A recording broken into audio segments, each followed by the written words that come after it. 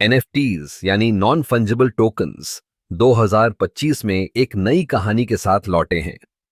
पहले जब एनएफटीज का जिक्र होता था तो हम सबको याद आता था कि कैसे डिजिटल आर्ट, म्यूजिक और गेमिंग में इनका बुखार चढ़ा था। लेकिन 2025 में एनएफटीज ने खुद को एक नई पहचान दी है। अब ये सिर्फ डिजिटल आर्ट तक सीमित नहीं है। एनएफटीज ने रियल एस्टेट, म्यूजिक राइट्स और यहां तक कि व्यक्तिगत अनुभवों में भी अपनी जगह बना ली। सोचिए, आप एक कंसर्ट का एनएफटी खरीदते हैं और वो आपको न केवल उस कंसर्ट में एंट्री देता है बल्कि आपको उस आर्टिस्ट के साथ एक प्राइवेट मीटिंग का मौका भी देता है। ये अनुभव अब एनएफटीज के माध्यम से संभव हो गया है। इसके अलावा एनएफटीज का उपयोग अब ब्रांड्स के लिए भी हो रहा है।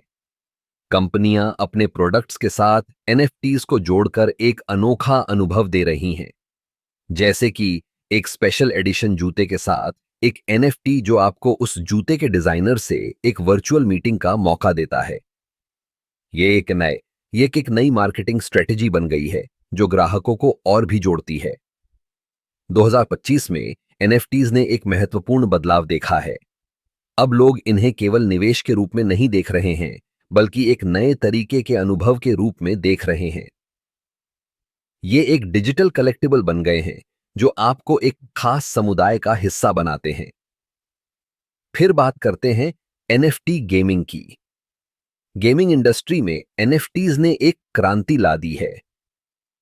अब खिलाड़ी अपने इन गेम आइटम्स को असली पैसे में बेच सकते हैं। ये आइटम्स अब केवल गेम के अंदर नहीं हैं बल्कि एक वर्चुअल अर्थव्यवस्था का हिस्सा बन गए हैं। और हां, 2025 में एनएफटीज के लिए एक और बड़ा बदलाव आया है, पर्यावरण के प्रति जागरूकता।